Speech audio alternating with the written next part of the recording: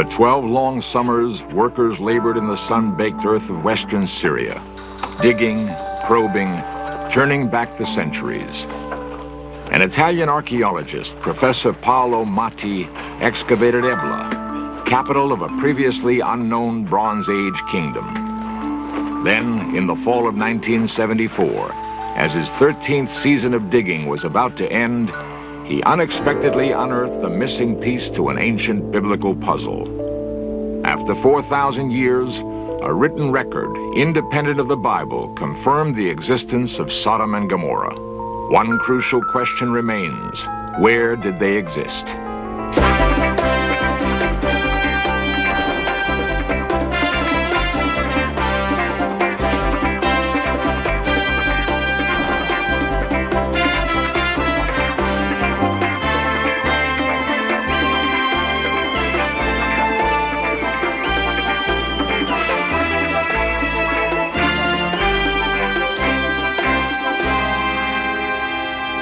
In this barren wilderness surrounding the Dead Sea, the Bible tells of wealthy towns and lush fields.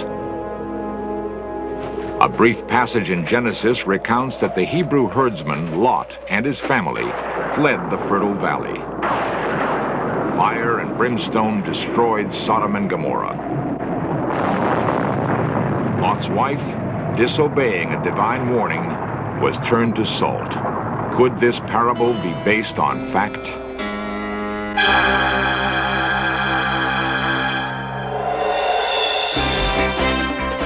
This series presents information based in part on theory and conjecture.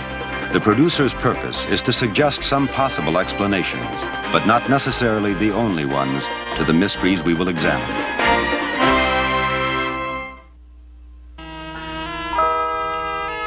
In 4,000 years of recorded history, Jerusalem has been ruled by Turkish sultans, Arab sheiks, Roman consuls, Crusader princes, and Hebrew kings. Each reign left a mark. Yet the city itself remains the sacred source of three great faiths. Its walls enclose Solomon's temple, the Stations of the Cross, the Dome of the Rock, names that date to biblical times.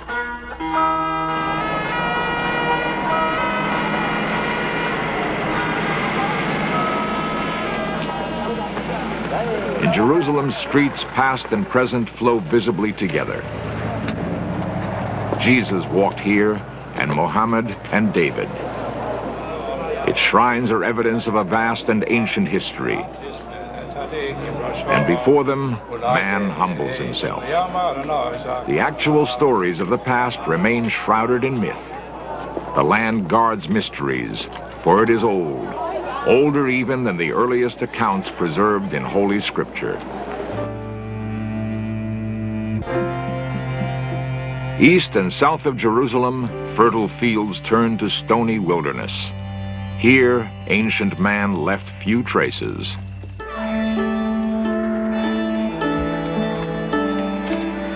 Across this arid expanse roam modern Bedouins, people who hardly differ from herdsmen who wandered this same mountainous scrubland in biblical times. Nomad ways have remained constant. The endless foraging for pasture, for water, for new campsites, and then, inevitably, moving on. They resist all change, clinging to their simple black tents, their animals, to time-tested traditions. Bedouin storytellers maintain there were once lush valleys here, but they themselves have stripped the land by gathering firewood, feeding their goat herds. They have turned green fields to desert. Still, the nomads endure, as they have for countless generations, somehow finding nourishment in the wilderness. Stories of the land and of the past are clouded by the legends of nomadic tribesmen and might have remained obscure but for the searching of scientists. A series of spectacular finds began to open doors to a forgotten past. At Masada, archaeologists discovered a long-lost fortress, the final desert stronghold of Jewish resistance to the Roman Empire. North along the barren Dead Sea shore, more ruins were unearthed, believed to be the monastery of legendary mystics, the Essenes, whose gentle teachings the young Jesus might have studied. They too had vanished, enveloped by the desert.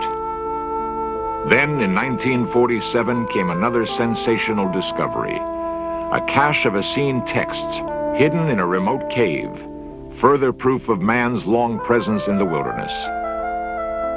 The Bedouin alone were not surprised.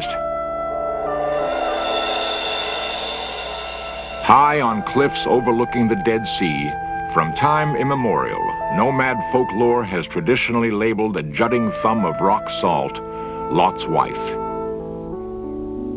Somewhere here, somewhere within sight of this rock, according to an ancient story preserved in the biblical accounts of Genesis, once existed a lush and fertile plain and a league of wealthy cities known as Sodom and Gomorrah.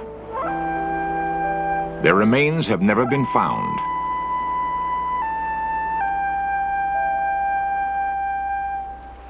The biblical accounts are clear.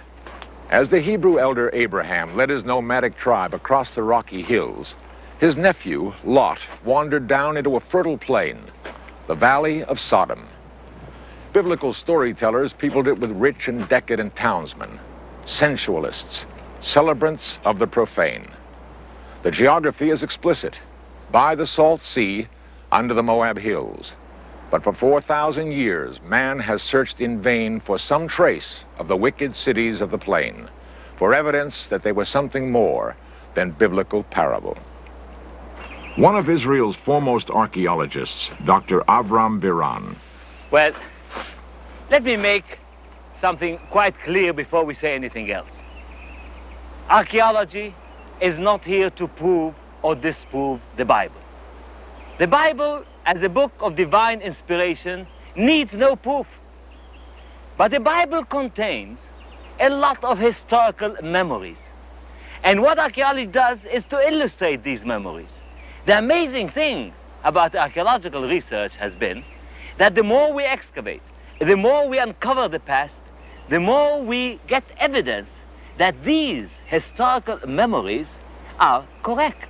Archaeology seeks out small clues to the past. Sun, rain, and wind have etched this land. Man seems to have made only a slight impression. Yet the soil can reveal layer after layer of cultural sediment, the high water marks of armies, conquerors, once mighty civilizations. From these long-buried clues, often no more than a few scattered stones, archaeologists, like detectives, must piece together ancient mysteries.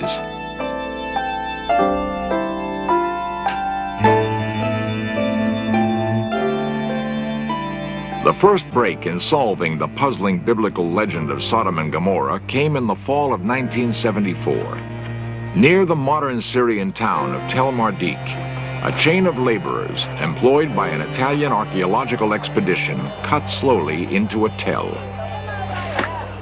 A man-made hill composed of the stratified remains of past civilizations.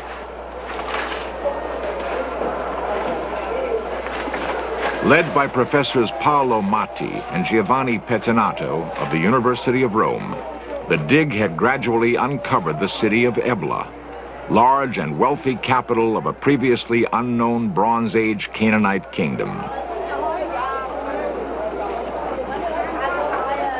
Then, near the end of their 13th excavating season, they unearthed treasure far more priceless than the mute riches of gold and silver, the royal archives of Ebla. Treaties, legal documents, tax records were preserved on 16,000 clay tablets, covered in wedge cuneiform, an early form of writing pressed by palace scribes into wet clay. The tablets listed names associated with the early accounts of Genesis. The find was astounding. Trade records from the 3rd millennium BC documented business transactions with the cities of the plain. For the first time in 40 centuries, sources independent of the Bible confirmed the existence of Sodom and Gomorrah and placed them near the Dead Sea. The veil of mystery at long last had been lifted. Yet, if Sodom and Gomorrah existed, what happened to them? Here, where biblical accounts place them, there exists today only a vast wasteland divided by the Israeli-Jordanian frontier, the Dead Sea, 1,300 feet below sea level, the lowest point on the Earth's surface. Its brackish waters are completely lifeless. 25% salt, it drains a desert tableland where temperatures often reach 125 degrees. The Bedouins say not even a bird can fly across the Dead Sea without dying. Yet the Bible places Sodom and Gomorrah exactly here.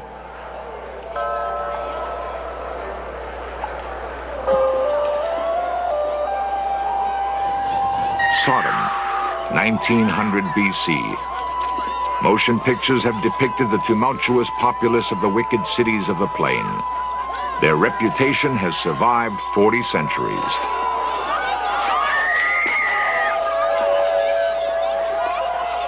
Embedded in this legendary image is the solution to the mysterious end of Sodom and Gomorrah.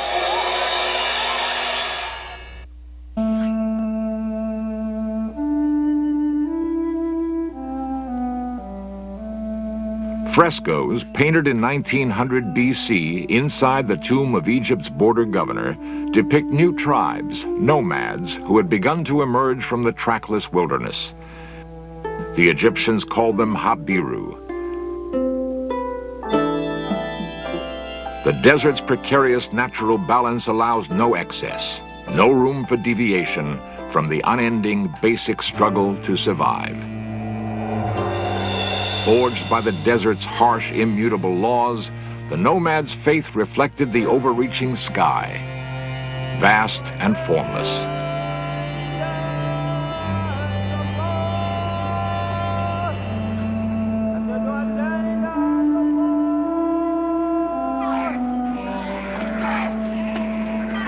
Led by stern patriarchs, the tribal caravans searched for new pastures. How inviting a tree-lined horizon must have seemed to dusty Hebrew wanderers 40 centuries ago. The lush lands they entered were held by a people known to us as the Canaanites. Tillers of fertile fields, clever artisans, sophisticated townsmen. Such people likely inhabited the cities of Sodom and Gomorrah. Fertility lay at the core of their religion. We know that they performed ecstatic rites that openly attempted to fuse the sensual and the spiritual. Their gods and goddesses have survived them. Baal, mighty thunderer, bringer of life-giving rain, chief deity of ancient Canaan. This image of the Great Mother symbolized the fertile earth. Goddess of many names, Ishtar, Isis, Astarte, her heavenly sign was the planet Venus. Within her, the forces of life and death mystically entwined. Priests guarded her mysteries. Among such men went to dwell the Hebrew Lot.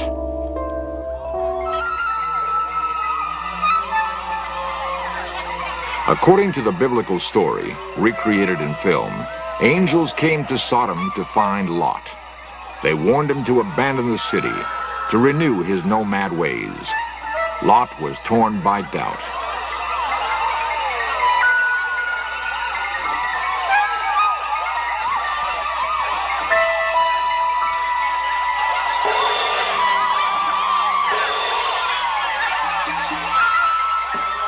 Sodom's excesses repelled the angels.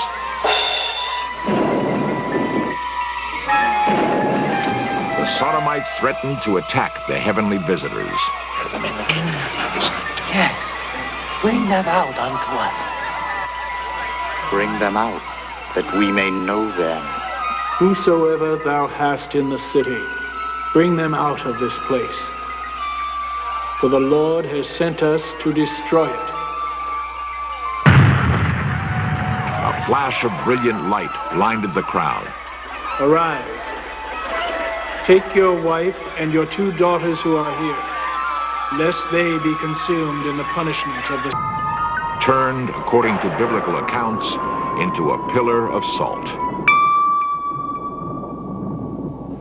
As if to confirm the biblical contention, there are columns of rock salt overlooking the Dead Sea today. A portrait of the Dead Sea was made from a NASA Earth Resources satellite. The waters are divided by a spit of land called by the Bedouin El Lisan, the tongue. To the south along the shore, 5 riverbeds score the rocky land. Since biblical times, 5 freshwater streams have flowed down from the Moab hills. Today they empty into the Dead Sea. Could they once have continued onto a fertile plain, watering towns, irrigating lush fields?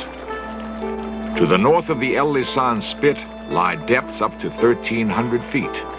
Yet the waters of the southern half are less than 10 feet deep. 40 centuries ago, was El Lisan the Dead Sea's south shore? What could have destroyed its banks? Tar, mineral pitch, bubbles to the surface off El Lisan. Nearby, modern Israelis have struck oil. There are also rich deposits of natural gas.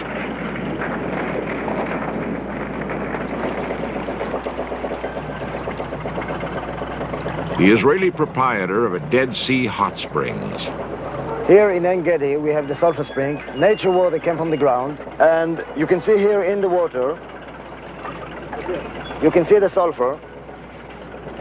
You can see this sulfur. If you burn this sulfur, it's give you poison gas. But as a in biblical times, sulfur was known as brimstone. Pitch, oil, gas, sulfur, a volatile mixture.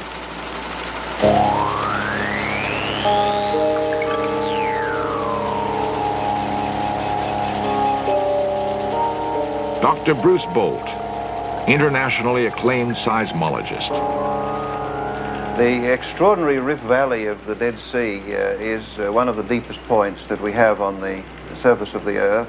It's bounded on the western side by a great fault which runs from the Gulf of Iliat up towards Antioch. And this has been the site of many great earthquakes. Could an earthquake have been a link in a chain of events that led to a massive explosion in 1900 BC? Earthquakes are produced by the slow building up of strain in the rocks of the Earth, such as occurs along the Rift Valley in Palestine. However, it's been suggested that the tidal forces between the other planets and the Sun and the Moon on the Earth might subtly vary the strain field and trigger earthquakes. And there have been many reports associated with earthquakes of lights in the sky, flashes of lightning, glowing skies, and so on. But when I read the biblical account of the destruction of Sodom and Gomorrah, I can reconstruct something like this in my mind, that there might have been a very great earthquake. The actual mechanism for this is not at all understood. There could have been a great avalanche which came down from the rift. The opening up of the rift might have released some gases, some petroleum gases. The fires would have ignited this. There could have been explosions. The sulfur, which is, of course, brimstone, might have well caught on fire, and sulfurous gases would have been given out by the fires. So I think if we put together all the natural phenomena which could occur there south of the Dead Sea, we can see that as the years went by, there could have been an account grow up very similar to that which is so briefly given in the Bible.